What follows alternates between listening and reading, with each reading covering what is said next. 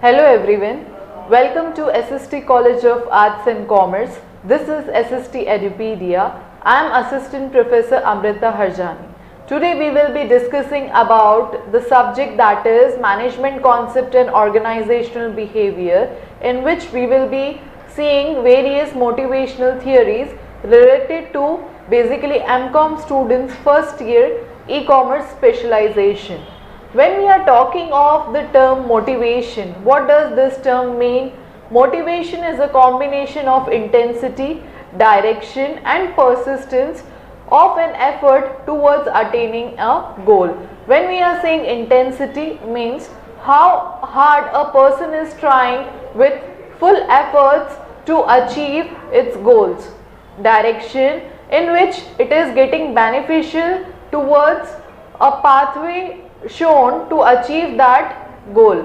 Persistence, a continuous effort, how long a person is trying to achieve that goal. Various theories of motivation. The first theory that we will be seeing today is Abraham Maslow's theory, hierarchy of needs theory, one of the very old and famous theory of motivation. Abraham Maslow gave a pyramid based, hierarchy based diagram in which low level needs and higher level needs were mentioned, in which 5 level of needs were being classified into these 2 levels. The level of needs that were being presented by Maslow were that if lower level needs are being achieved, then and then only the higher level needs will be achieved. Without the basic satisfaction and achievement of lower level, it is next to impossible to achieve the higher level. This was one of the implication of its theory. Various theories in this diagrammatic representation, you can see that bottom level, that is the lower level, it starts with physiological need, then next is safety need, which are considered as lower level. Once physiological needs are nothing but air, I will be saying the basic needs like clothing, shelter, food, whereas safety needs are nothing but considered as in security needs in terms of money. After achieving all these both lower level needs, will be moving towards the higher level needs. Higher level needs will include social needs, esteem need, self-esteem need and self-actualization or self-realization needs. Social needs is nothing but if we are living in one society, man is considered as a social animal. We are also being affiliated with our friends, colleagues, family and other various persons, those who are there in our life. So we need to even have a good social interpersonal relationships with all these people. Once after satisfying the social needs, next is self-esteem need. Self-esteem need is nothing but when you are having a proper responsibility and authority which is to be achieved by you and your self-pride that you have achieved this thing, that means you have achieved a level of hierarchy in your life. Next is self-actualization, which is also known as self-realization, like Sachin Tendulkar in the field of cricket, Lata Mangeshkar in the field of singer. All these people are the example of self-actualization in which you have achieved something in your life, higher in your life, that is considered to be as the topmost need of any individual in their life. So this was all about the Maslow's hierarchy need. Next theory is all about Douglas McGregor need. McGregor classified the needs into 2 levels, that is theory X and theory Y. Various employees were classified into both these theories.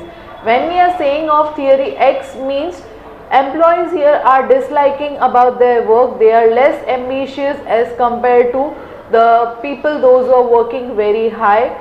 They always avoid responsibilities and they are forcefully coerced to perform the job, and as per the direction, whatever the directions that are given, they will be performing the job. About the theory Y, here the employees like work, they accept the various challenges which are given to them, they are very proactive in terms of performing, they always seek the responsibility, they are self-directed and self-controlled when committed to some goal. They make decisions very strategically because they are the long-term survivors in any organization. Next theory, which was given by Frederick Herzberg theory, that is two-factor theory. This theory is also very renowned theory and still is being prevailing in many organizations practically. Two-factor theory are also known as motivation and hygiene theory. Here, intrinsic factors play an important role, means they are related with the job satisfaction, whereas extrinsic factors, those are the external factors, they are related with the job dissatisfaction factors. What are the hygiene factors? When we are talking of various company policies, about the administration part, about the salary, supervision, when all these work are being given not at all properly, people will not be that much dissatisfied. Okay, but the factors are to be adequate. That is why these factors are being considered as in hygiene factors. Extreme job dissatisfaction will be resulting into consideration. Here you can see one chart which is giving a comparison between the satisfier and dissatisfiers. On the left hand side we can see that job dissatisfaction factors that are affecting. Just now only we saw what about the job satisfaction factors.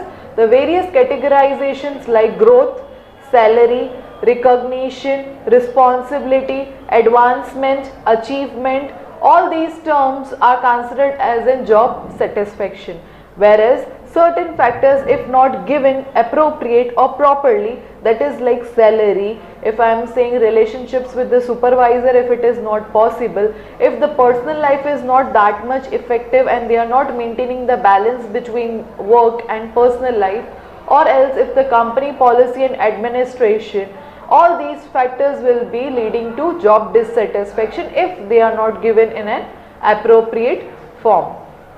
Next theory is about the ERG theory, which was given by Clayton Alfreder. Clayton Alfreder said that three factors play an important role for the motivation of any individual: existence related and growth based theory. About the existence means the provision of the basic resources or the materials that are available with any individual. If the existence is being cleared, they need to relate it with in terms of the social needs like relationships with the supervisor, subordinates, or the peer group, or the family and friends. After requirement of the relatedness is fulfilled, then they will be moving towards the growth stage.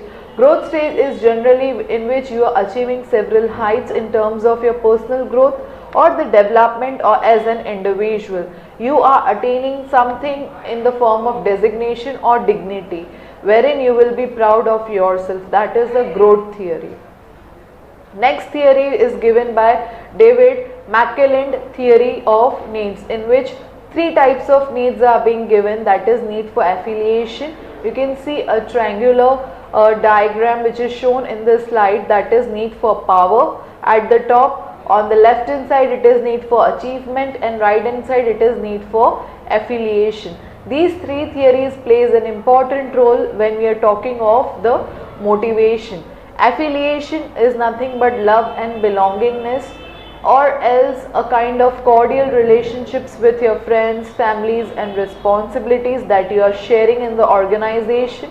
You are associated, you are being in link with someone informally in the organization, that shows your affiliation towards someone. It might be a co-worker, it might be an employee, it might be a supervisor, or it might be any person from the three levels of management, that is top, middle and bottom. This need plays an important role in terms of deciding their social values. Next is about the need for achievement. Need for achievement is nothing but when you are achieving something in terms of excelling yourself towards your work. You have set some standards that this is the target that we need to achieve. You are always striving for achieving or succeeding something in your life. You are always passionate about that, yes, this is the thing that we want to achieve. Next is about need for power. Power here in terms of the authority that you are having in terms of performing the various tasks. Being a leader, if you are having certain power, you should guide someone in a positive way, because leader is someone who is going along with the organizations and is guiding to all the other members in the organizations. Leader is showing the right pathway to its subordinates, will lead to several fruitful results in the organization. But similarly, if in the organization, if leader is not proper or very autocratic in nature, and if it's not sincere towards its activities, it will lead to the objectives of the organization not at all fulfilled properly. So several conflicts will arise.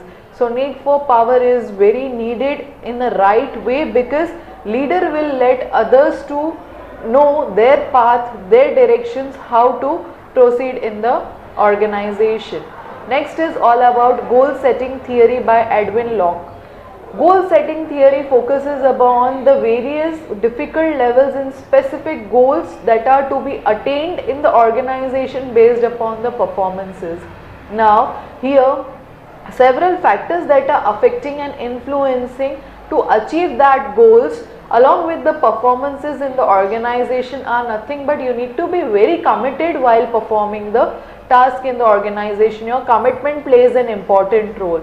You need to be very self-efficacious in terms of, self-efficacy is very important, that you believe that yes, this person is able to perform their task very well, they are capable of performing their task. You should motivate them. Self-motivation is also very important when we are talking of the goal setting. Different task characteristics and cultural elements are also present in any organization. If we are taking all these terms together, we will surely going to achieve the goal of the organization in an easy way. Thank you everyone for patiently listening.